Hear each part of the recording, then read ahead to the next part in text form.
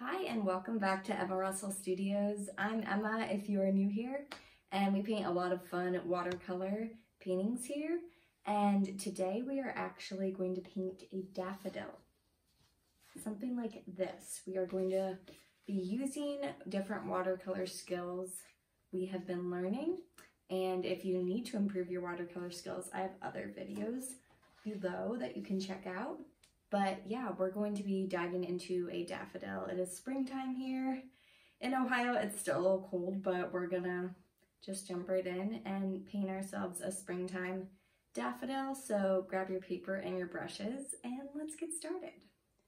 So as we paint our daffodils today, I want you to grab a few different colors. So we're gonna be using Winsor yellow, which I have. It's actually lemon yellow right here on my palette. A lot mixed up. We're going to be using sap green. And we're going to mix the cadmium-free yellow with the cadmium-free red to create an orange that is outlining that center of the flower. And we are going to just go from there. So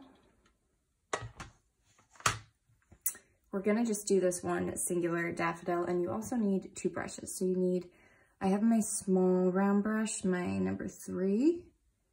Let's focus on that a little bit more. Okay, and then I have my size 10. The number has rubbed off of it at this point, but this is about the size. So this size 10 is gonna be for these bigger petals, and then this will be, excuse me, for the details and all of the little dots there in the center. So, you know, springtime is officially here. Doesn't feel like it in Ohio, but we're gonna roll with it because there are daffodils that have already bloomed across the street, and I pass them every day and I'm ready to paint them. So without further ado, let's paint this daffodil here. So what I started with was I got my brush nice and wet, and I want you to grab your lemon yellow, and we're going to create that center. And don't use a ton of water because you want it to be able to dry relatively quickly, because we're going to just keep building, but we can have it bleed like that, but that is not my largest intention, to bleed it.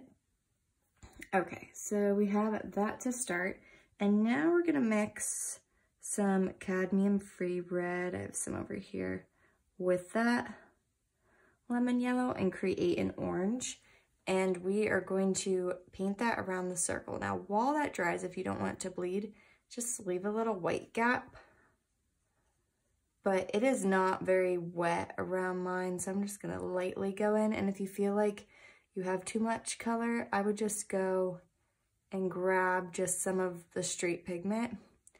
Don't add a lot of water, and go around that center yellow. And you're gonna create a circle around that.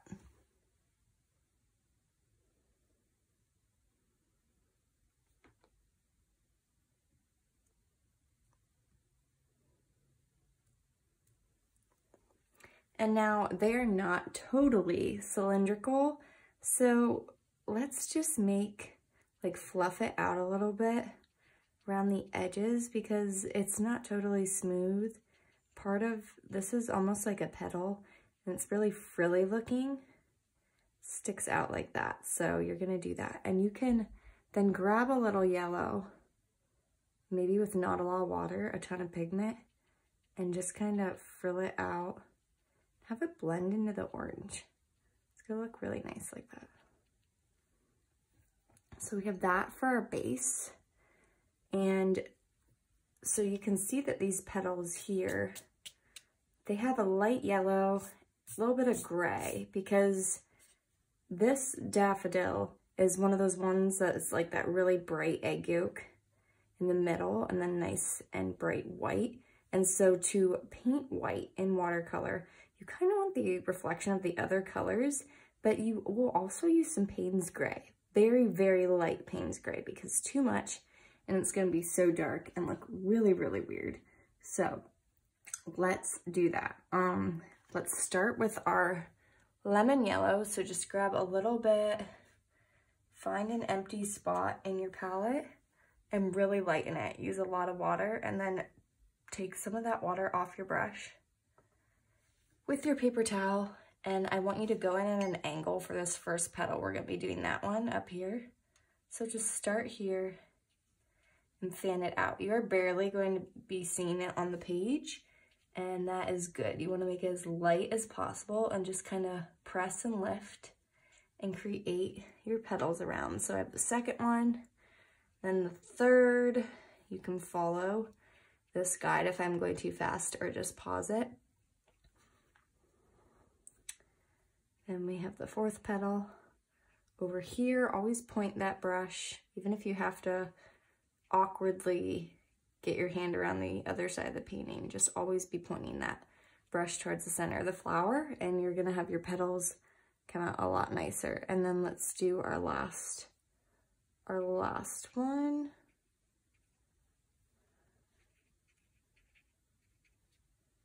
All right, so we have our base here, and now is when I'm going to get a really tiny bit of Payne's Gray. Now I have it here in my ceramic palette that I'm trying to use up.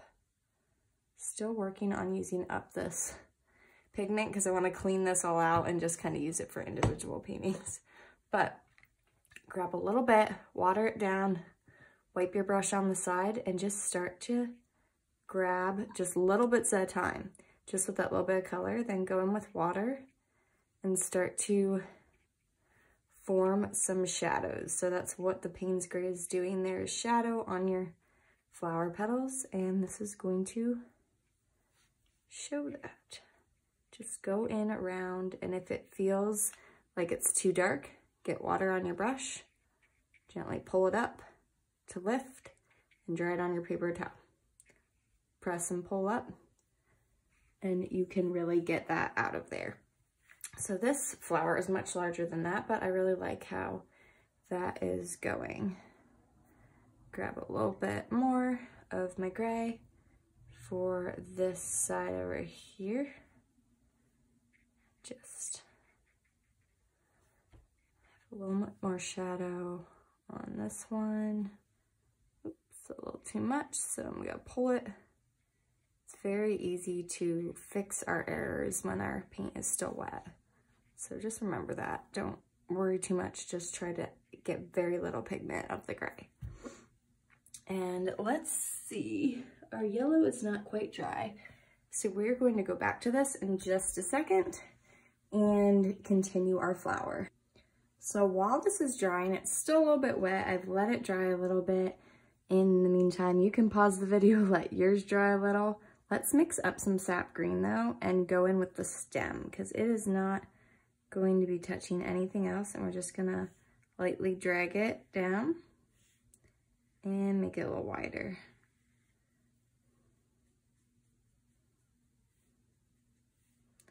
Just let it curve. We're gonna also make it dark, so to do that you need a little bit more Payne's Gray. I'm just grabbing some pigment and letting it blend with the sap green to mix, and just drying my brush off to get any excess water out.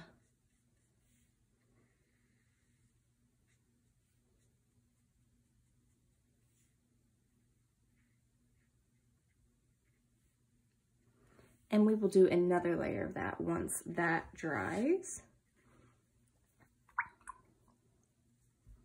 So then rinse your brush out really well. Get that Payne's Gray out. We're actually going to be, let's tap that. Okay, that is dry now. So as long as it is dry, I want you to actually grab some more Payne's Gray so you didn't have to fully rinse your brush out. And it's almost like there's going to be like a little flower shape in here. You can kind of see what I did over here, but I want to define it more. So it's like this yellow is going to be the petals, and we're gonna put this Payne's Gray in between each one. So to act like it's a petal, I'm gonna start over here on the left. Just grab a little bit, and I'm actually gonna switch to that small brush. And gonna grab a little bit there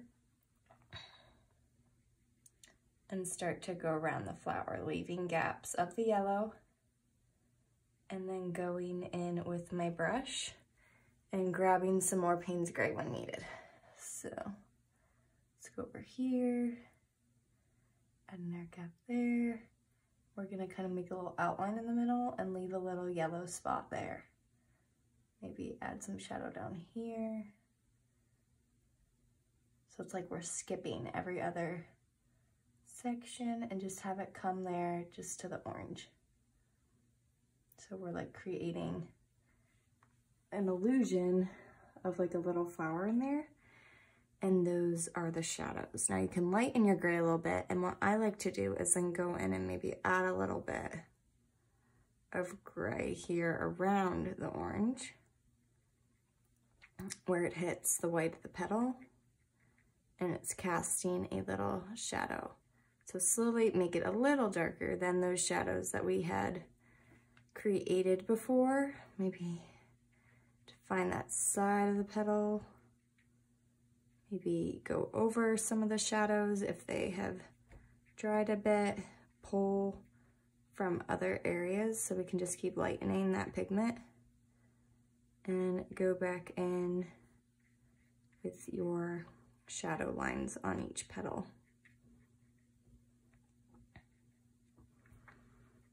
And now I think we might be ready for a little bit more orange there to brighten things up a bit.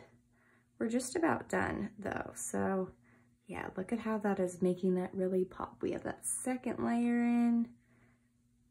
Oops, didn't want to do that. So I'm just gonna pull towards where that pigment is and blot it out.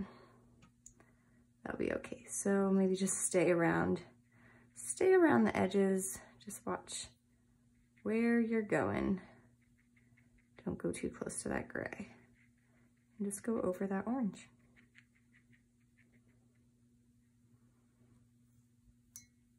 If it gets really bad, you can go in with your paper towel and just blot that up. But I really like how it's looking. I want to define these petals a little bit more. So I'm gonna go in with a little bit more Payne's Gray. I'm just gonna go really lightly on the edges to just shape up those petals. You don't have to outline the entire part. Just go around some of it so you get the idea that there's a petal there, but it's not super defined and not natural looking.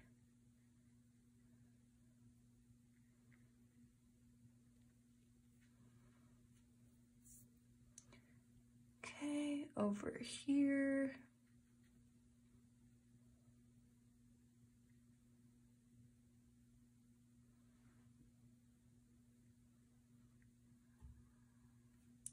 I wanna, if you feel like you need to add a little bit more yellow in some spots and connect it more, go ahead and do so now. Go put some up here. Just feel like a lot of times you can tell if it's missing something, and that is when it's that gut feeling you get, and you just go in and work it out.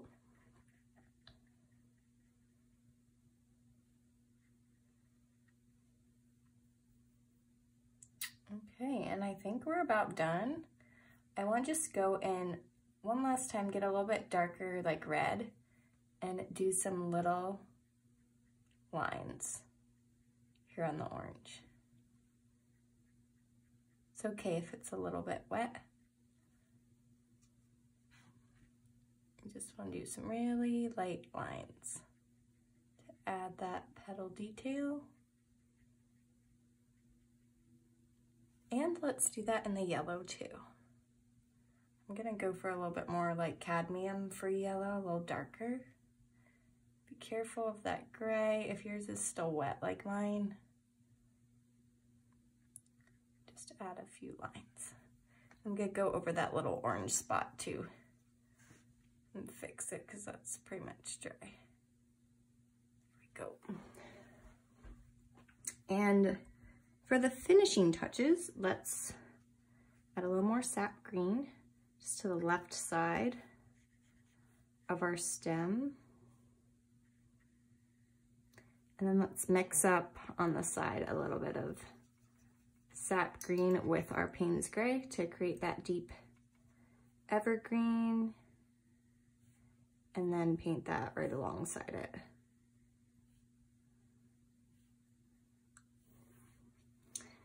And then I want to do just a touch more Payne's Gray here on this petal so that you know that it's in front of the stem. And maybe just pull that stem a little bit more inward by the flower. Good, just do that once more to the other side.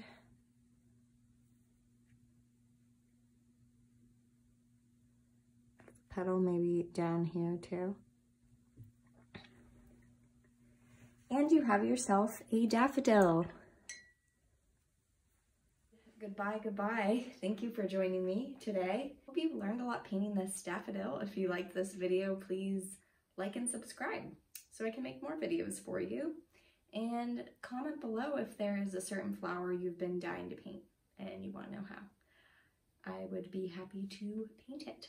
But yeah, hope you had fun today, and I'll see you next time. Bye.